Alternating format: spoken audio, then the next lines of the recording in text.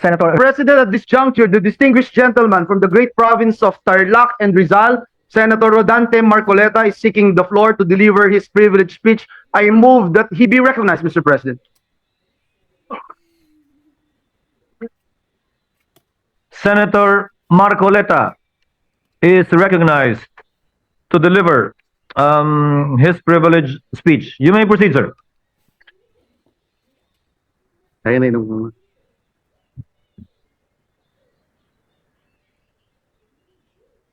Thank you, Mr. President. Mr. President, I rise on a question of privilege. Today, I believe the entire nation awaits the disposition of the matter in regard to the impeachment complaint filed against the Vice President, Sara Zimmerman Duterte, in the light of the recent but unanimous decision of the Supreme Court.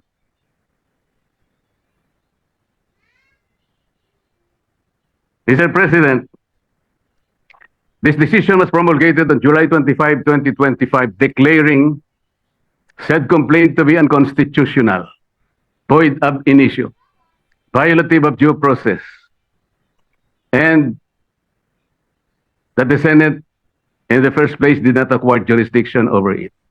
Take note, Mr. President, it even said that the decision is immediately executory.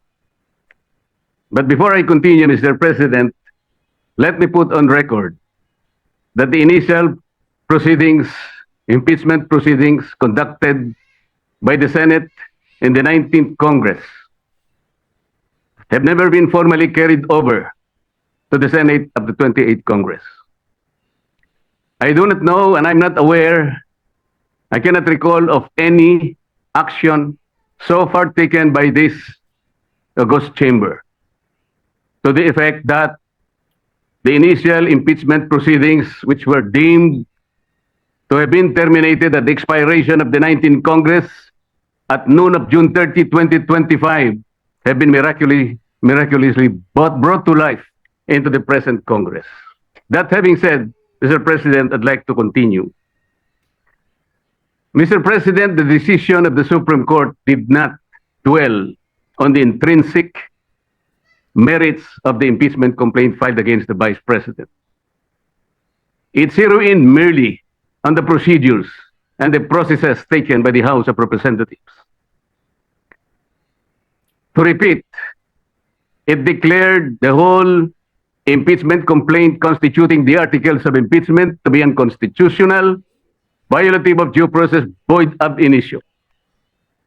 Simply because the rules of procedure in impeachment proceedings in the House of Representatives were never followed. And they violated the one-year ban on multiple impeachment complaints as prescribed under Article 11, Section 3, Paragraph 5, which says that no impeachment proceedings shall be initiated against the same official more than twice within a period of 1 year. Napakasimple po ng sinasabi doon, Mr. President. No impeachment proceeding should be initiated against the same person more than twice within a period of 1 year. Ilan po ang impeachment proceedings, impeachment complaints na ipinail ng House of Representatives? 4 po eh. The first one started in December 2. Sumunod po December 4.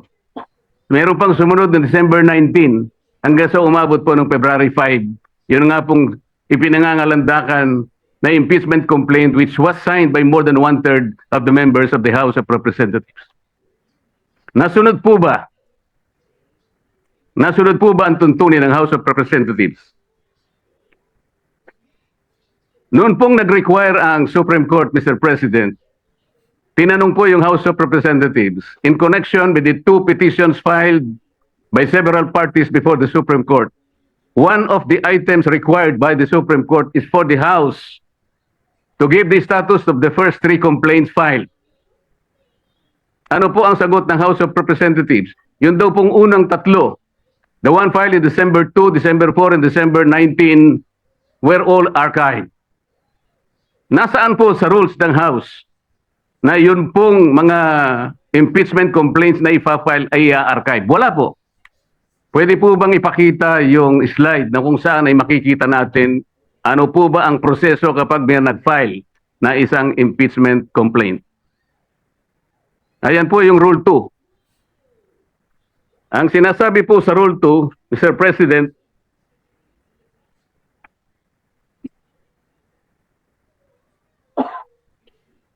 hindi sa Rule 3, sa Rule 3.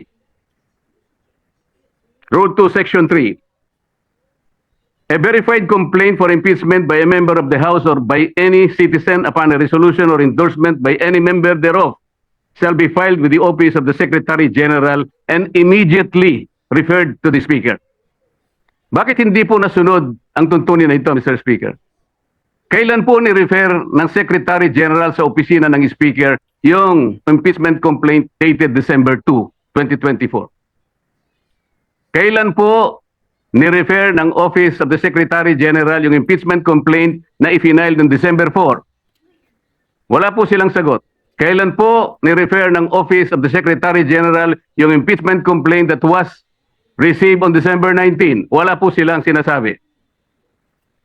Kapag titingnan po natin ang sagot ng Solicitor General in behalf of the House of Representatives, ang sabi po nila, the Secretary General diligently referred simultaneously all the impeachment complaints to the office of the Speaker on February 5, 2025. Immediately po ba yan, Mr. Speaker?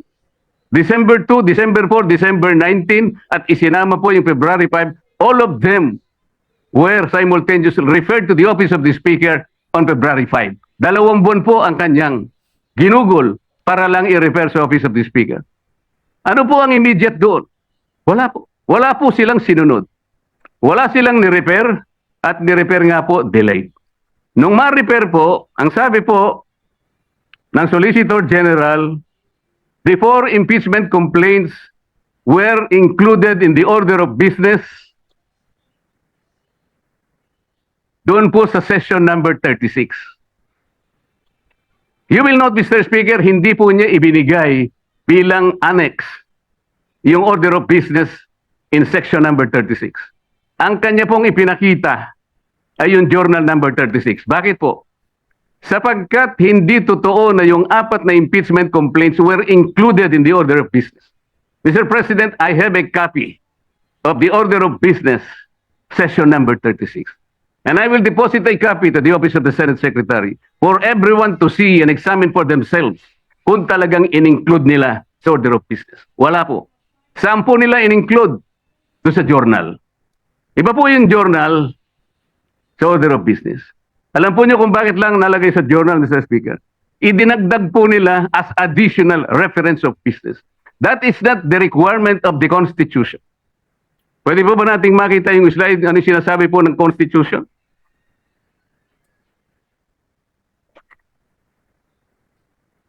A verified complaint for impeachment may be filed by the member of the House, blah, blah, blah.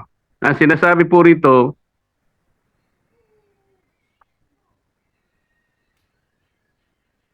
iba yun. Hindi po yun. Sorry po. Nakalagay po, in-include sa 10th session day. Yun po yung section number 36. Hindi po totoo yun. Ilang violations na po? Kanina po, in-archive po yung tatlong violations. Hindi po ni-refer sa Committee on Justice, pangatlong violation. 6 na po.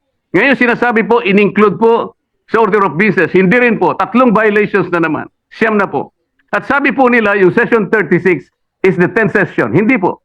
Bilangin po natin yung December 2. That was the date when the first complaint was filed, endorsed, and received by the Office of the Secretary General. December 2 is session number 26.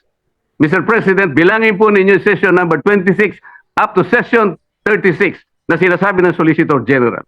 Yun po ang 11th session. That was not the 10th session. Ang 11th session is session number 35. Just for the record, Mr. Speaker. So ilang violation na po yan? Balikan po ninyo yung Rule 2 na nandyan po sa slide, Mr. Speaker.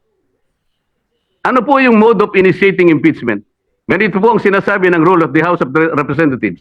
Impeachment shall be initiated by the filing and subsequent referral to the Committee of Justice. Ito po yung Sereno versus Francisco versus House of Representatives. Verified complaint for impeachment filed by any member of the House of Representatives, i-refer po sa Committee on Justice. Verified complaint filed by any citizen upon a resolution endorsement by any member thereof, i-refer po sa Committee on Justice. A verified complaint or resolution impeachment filed by at least 1/3 of all members of the House, i-refer din po sa Committee on Justice. Bakit po ang ginawa nila nung makakuha sila ng higit sa 1/3, dali-dali po nila ang tinransmit sa Senate?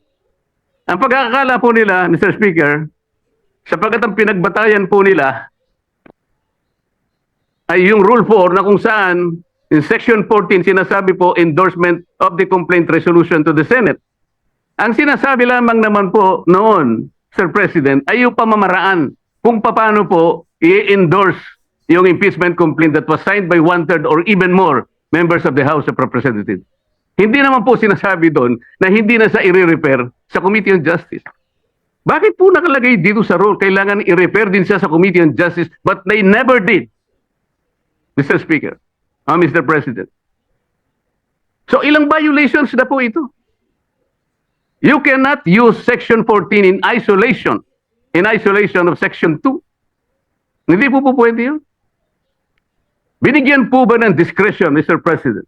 Was the House given the discretion to select, to withhold and select from among the 4 impeachment complaints, which will be the one to be transmitted in the Senate in derogation of the 1-year ban rule? Wala po silang discretion. Kung sila po mismo ay hindi sumusunod sa tuntunin, bakit po ngayon ay napakarami pong nagsasalita? Na parang akala mo ay ang Supreme Court pa ang nagkasala, ang nagkamali. Samantalang ito po, napakasimple po ng tuntunin, hindi kailanman sinunod. Even the 10th session day na sinasabi nila, 11th session day nung ilagay po nila sa order of business, sabi nila, they never included them in the order of business. Wala po. Nasa akin po yung kopya. Ano ba po ang pagkakamali? Mr. President, ipakita po natin yung last page ng impeachment complaint. Pakita po sa slide. Ayan po, Mr. President. Subscribed and verified before me.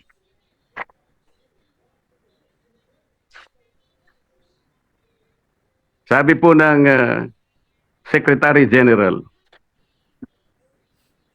Saan ba yung kopya ko rin?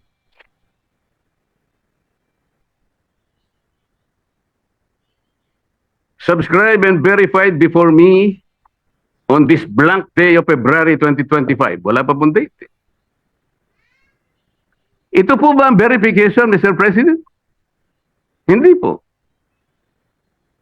Ang verification po ay nakasaad po sa mismong tuntunin ng House of Representatives. Balikan po natin ang Section 3. Ano po ang sinasabi? Section 3, Paragraph 2. An impeachment complaint is verified by an affidavit that the complainant has read the complaint and that the allegations therein are true and correct of his personal knowledge or based on authentic records. At the very least, yun ang dapat na ilagay po. Nakalagay po ba sa verification dito? Ng Secretary General ng House of Representatives? Wala. Ito po'y parang jurat lang sa isang affidavit. Sinasabi lamang po dito, kilala niya yung nagsipirma sa isang dokumento. Na ang dokumento ay naglalaman ng 32 pages. This is not the verification required under the rules of impeachment by the House of Representatives. Ang totoo po, kung balikan po natin ang Section 14, nandyan po sa slide. Isinulat na po sa tuntunin kung ano po ang dapat kopyahin nila para magkaroon ng tunay na verification. Hindi pa po nila kinopya. Mr. President, ito po yung contents ng verification na dapat sana yun ang nilagay nila sa complaint. We, sabi po rito, after being sworn in accordance with law, depose and state that we are the complainants in the above entitled complaint or resolution of impeachment, that we have caused the said complaint resolution to be prepared and have read the contents thereof, and that the allegations therein are true of our own knowledge and belief on the basis of our own reading and appreciation of documents and other records pertinent thereto. Kokopyahin na lang, Mr. President. Hindi pa nakopya. Mr. President, alam mo po, nung ako'y grade 4, yung teacher po namin, binigyan po kami ng isang short quiz. I-drawing ninyo kanya yung Bicol region. Siguro po 1963 yun, Mr. President. Yung Masbate, hindi pa kasali sa Bicol region. So, hindi.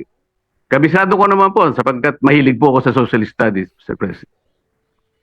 Meron pong dalawang nangungopya sa akin. Yung isa nasa likod, yung nasa kaliwa ko. Yung nasa likod po, nakopya niya pong tunay yung aking drawing. Pinagalitan siya pero ipinasa po sapagkat nakopya niya po yung aking drawing. Yung isa po, nangopya na nga, hindi pa niya nakopya. Ang kinopya po, Masbate.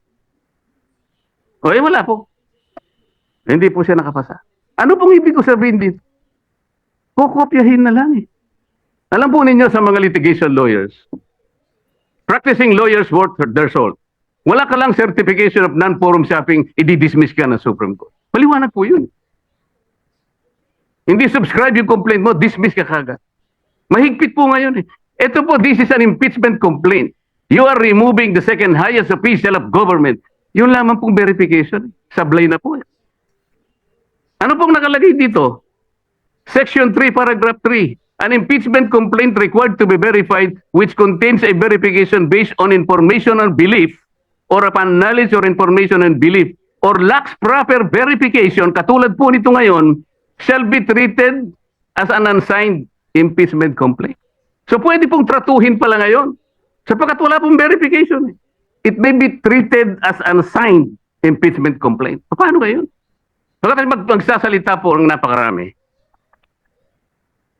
Alam po ninyo kung, Sir President, kumbaga po sa nagluto ng sinaing, pasensya na po kayo kung kinakailangan ako po'y gagawa ng pagkahalin tulad, ano. Ang impeachment complaint po ay parang sinaing na niluto ng House of Representatives. Hilaw po eh. Hilaw na hilaw.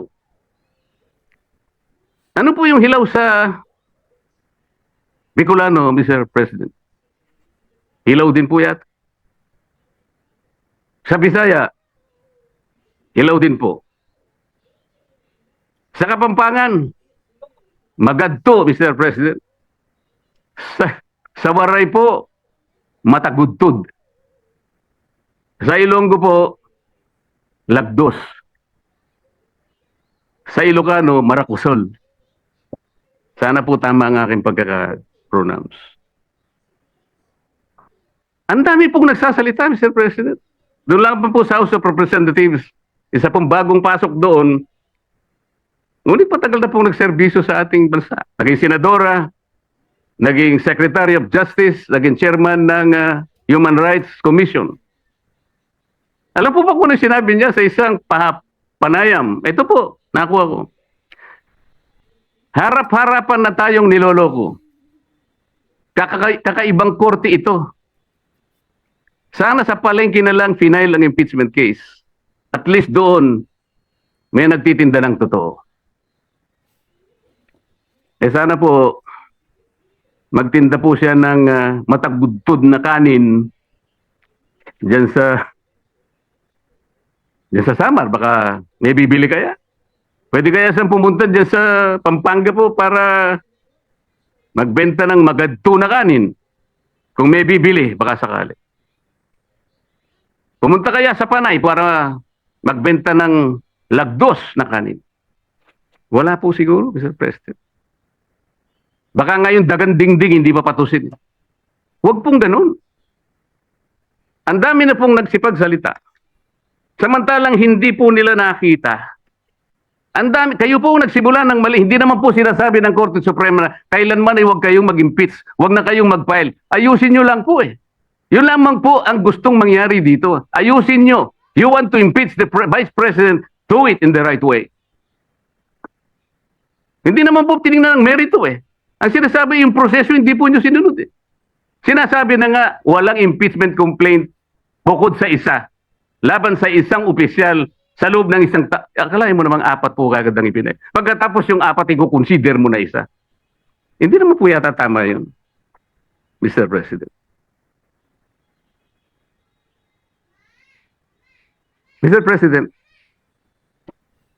gusto ko pong basahin isang parte ng official statement of the Integrated Bar of the Philippines and the Supreme Court's decision in Duterte versus House of Representatives, August 1, 2025.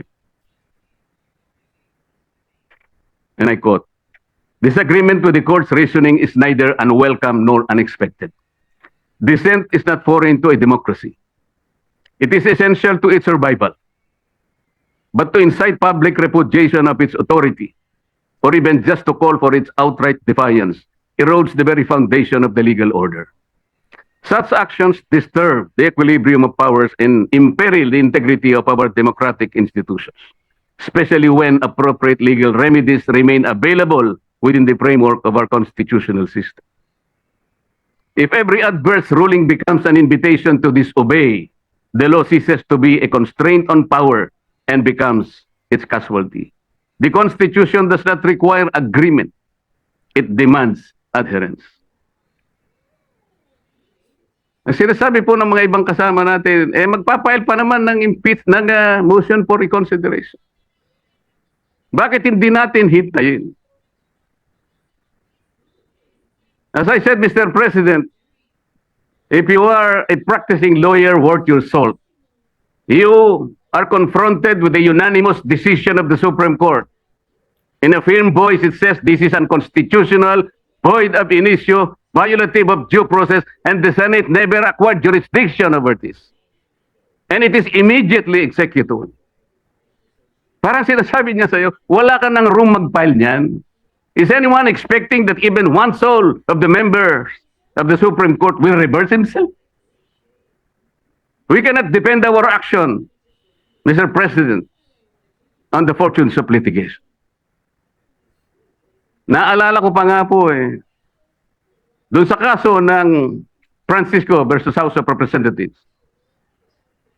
The former Chief Justice Renato Puno, in his separate concurring opinion, naalala ko po ang sabi niya, with the possibility of 2 impeachment complaints reaching the Senate, the good Chief Justice said that the Senate, in the exercise of its primary jurisdiction, can decide the question of whether or not the 1-year bar rule has been violated or not. The Senate can even decide if on its face the impeachment complaint has no legal basis. At ang sabi pa po niya doon, Francisco versus House of Representatives, sabi pa niya ron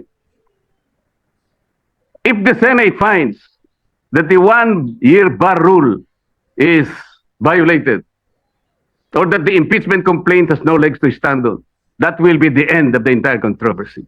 He was saying that